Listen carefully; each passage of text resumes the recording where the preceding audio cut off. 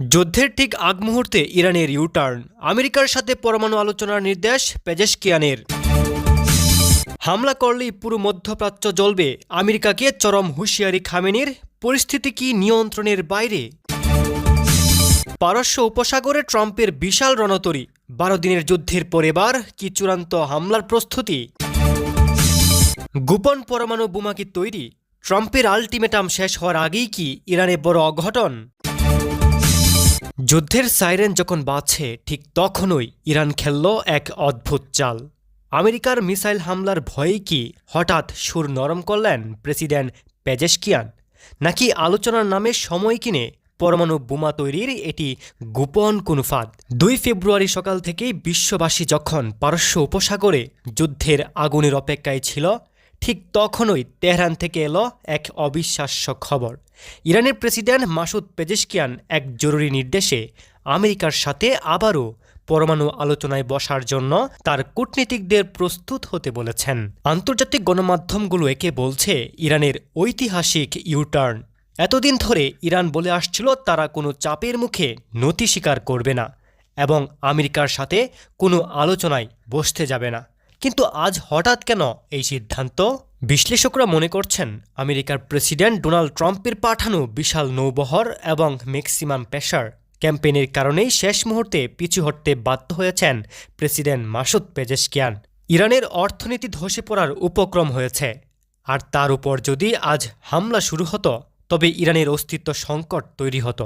তাই নিজের সরকারকে বাঁচাতে এবং যুদ্ধ এড়াতে পেজেশকিয়ান এখন কূটনৈতিক কার্ড খেলছেন। তিনি নির্দেশ দিয়েছেন সম্মান বজায় রেখে যেন আমেরিকার শর্তগুলো নিয়ে আলোচনার পথ খোলা রাখে। কিন্তু প্রেসিডেন্টের এই শান্তির প্রস্তাব কি ইরানের সবাই মেনে নিয়েছে? একদমই না। খোদ ইরানের ভেতরেই এখন শুরু হয়েছে এক গৃহদাহ পরিস্থিতি। ইরানের রেভলিউশনারি গার্ড বা আইআরজিসির কট্টরপন্থী জেনারেলরা প্রেসিডেন্টের এই সিদ্ধান্তে প্রচণ্ড ক্ষুব্ধ। তারা মনে করছেন যুদ্ধের এই চূড়ান্ত মুহূর্তে আমেরিকার সাথে আলোচনা বসা মানে হলো শত্রুর কাছে আত্মসমর্পণ করা। সামরিক বাহিনী যখন তাদের হাইপারসোনিক মিসাইল ফাত্তা লুট করে রেখেছে এবং ইসরায়েলে আঘাত হানার জন্য প্রস্তুত, তখন পেজেশকিয়ানের এই পিছুহটা নীতিকে তারা বিশ্বাসঘাতকতা হিসেবে দেখছেন। গুঞ্জন শোনা যাচ্ছে সর্বোচ্চ নেতা আয়াতুল্লাহ খামেনির সাথেও প্রেসিডেন্টের মতবিরোধ তৈরি হয়েছে। খামেনি প্রকাশ্য যুদ্ধের হুঙ্কার দিলেও গোপনে হয়তো তিনিও বুঝতে পেরেছেন যে এই মুহূর্তে আমেরিকার সাথে সরাসরি যুদ্ধে জড়ালে ইরানের পরমাণু প্রকল্প চিরতরে ধ্বংস হয়ে যেতে পারে। তাই সাপও মরবে, লাঠিও ভাঙবে না, এমন কৌশলেই এগোচ্ছে ইরান। তারা মুখে আলোচনার কথা বলছে, কিন্তু এর আড়ালে তাদের আন্ডারগ্রাউন্ড বাংকারগুলোতে ইউরেনিয়াম সমৃদ্ধকরণ আদৌ বন্ধ করেছে কিনা তা নিয়ে শঙ্কা তৈরি হয়েছে। ইরানের এই আলোচনার প্রস্তাবে ওয়াশিংটন কিভাবে সাড়া দিয়েছে? হোয়াইট হাউস থেকে সাফ জানিয়ে দেওয়া হয়েছে কথার দিন শেষ, এখন কাজ দেখানোর সময়। আমেরিকা স্পষ্ট করেছে যে ইরানকে কেবল আলোচনায় বসলেই হবে না, আগামী 24 ঘন্টার মধ্যে তাদের পরমাণু কর্মসূচি পুরোপুরি বন্ধ করার প্রমাণ দিতে হবে। পেন্টাগন তাদের রণতরীগুলো এখনও সরিয়ে নেয়নি, বরং ইরানের জলসীমার আরও কাছে নিয়ে এসেছে। এদিকে আমেরিকার গোয়েন্দা সংস্থাগুলো সতর্ক করেছে যে ইরান হয়তো আলোচনার নাম করে সময় ক্ষেপণ করছে, যাতে তারা তাদের প্রথম নিউক্লিয়ার ডিভাইসটি কাজ শেষ করতে পারে। এটাকে বলা হচ্ছে ব্রেকআউট টাইম। যদি ইরান এই আলোচনার আড়ালে বোমা বানিয়ে ফেলে, তবে ট্রাম্প প্রশাসন আর কোনো সতর্কবার্তা দেবে না, সরাসরি হামলা চালাবে। অর্থাৎ পেজেশকিয়ানের এই আলোচনার প্রস্তাব হয়তো যুদ্ধের আগুন নেবানোর শেষ চেষ্টা, অথবা এটি ঝড়ের আগের নিস্তব্ধতা। হামলা করলেই পুরো মধ্যপ্রাচ্য জ্বলবে, আমেরিকাকে চরম হুঁশিয়ারি খামেনির। পরিস্থিতি কি নিয়ন্ত্রণের বাইরে? যদি ইরানের গায়ে একটা আঁচড়ও লাগে, তবে পুরো মধ্যপ্রাচ্য হবে আমেরিকার কবরস্থান।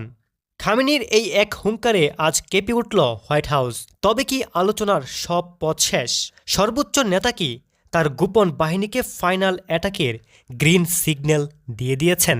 ইরানের সর্বোচ্চ ধর্মীয় নেতা আয়াতুল্লাহ আলী খামেনি তার জুমার ভাষণে বিশ্ববাসীকে স্পষ্ট জানিয়ে দিয়েছেন ইরান আর কোনো ধমকিতে ভয় পায় না।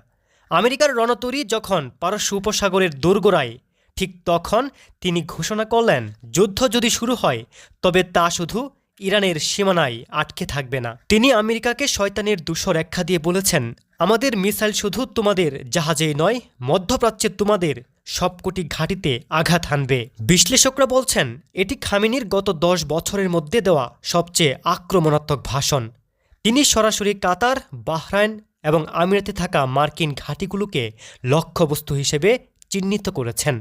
তিনি বলেছেন, আমেরিকা যদি মনে করে তারা ইরানে হামলা করে নিরাপদে বাড়ি ফিরে যাবে, তবে তারা বোকার স্বর্গে বাস করছে।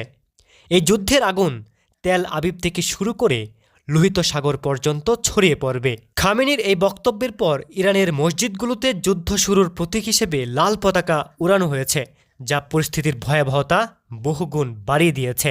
খামেনির এই হুঁশিয়ারি শুধু ফাঁকা বুলি নয়, এর পিছনে রয়েছে ইরানের ভয়ঙ্কর সামরিক কৌশল, যাকে বলা হয় রিং অফ ফায়ার। খামেনি আজ তার প্রক্সি বাহিনী বা ছায়া যোদ্ধাদের প্রস্তুত থাকার নির্দেশ দিয়েছেন। লেবানন থেকে হিজবুল্লাহ, ইয়েমেন থেকে হুতি বিদ্রোহীরা এবং ইরাক ও সিরিয়া থেকে শিয়া মিলিশিয়ারা একযোগে আক্রমণের প্রস্তুতি নিচ্ছে। গোয়েন্দা তথ্য বলছে, খামেনির নির্দেশের পরপরই হিজবুল্লাহ তাদের 1,50,000 মিসাইল ইসরায়েলের দিকে তাক করে রেখেছে। অন্যদিকে হুথিরা লোহিত সাগরে এবং এডেন উপসাগরে বাণিজ্যিক জাহাজ চলাচল পুরোপুরি বন্ধ করে দেওয়ার হুমকি দিয়েছে। যদি তাই হয়, তবে বিশ্বে তেল সরবরাহ ব্যবস্থা ভেঙে পড়বে এবং বিশ্ব অর্থনীতি ধসে যাবে। ইরান আজ বুঝিয়ে দিল, তাদের উপর হামলা হলে তারা হরমুজ প্রণালী বন্ধ করে দিয়ে বিশ্বকে ভাতের মার মারবে। খামেনি স্পষ্ট ভাষায় বলেছেন, আমরা ডুবলে সবাইকে নিয়েই ডুবব। আর ইরানের এমন পোড়ামাটির নীতি দেখেই পেন্টাগনের জ্যেষ্ঠ জেনারেলদের কপালে এখন চিন্তার ভাঁজ। খামেনির এই ভয়ঙ্কর হুমকির পর আমেরিকা কি করছে? পেন্টাগন ইতিমধ্যেই মধ্যপ্রাচ্যে তাদের সমস্ত সেনাদের বাংকার অ্যালার্ট মোডে থাকার নির্দেশ দিয়ে দিয়েছে। স্যাটেলাইট ইমেজে দেখা যাচ্ছে ইরান তাদের আন্ডারগ্রাউন্ড মিসাইল সিটিগুলোর ঢাকনা খুলে দিয়েছে, যা যে কোনো মুহূর্তে উৎক্ষেপণের জন্য প্রস্তুত। পরিস্থিতি এতটাই জটিল যে খোদ রাশিয়াও এখন মুখ খুলতে বাধ্য হয়েছে। ভ্লাদিমির পুতিন আজ সতর্ক করে বলেছেন, ইরানের উপর হামলা হলে তা তৃতীয় বিশ্বযুদ্ধ ডেকে আনবে এবং রাশিয়া তার মিত্রকে একা ছেড়ে যাবে না। আমেরিকা এখন উভয় সংকটে।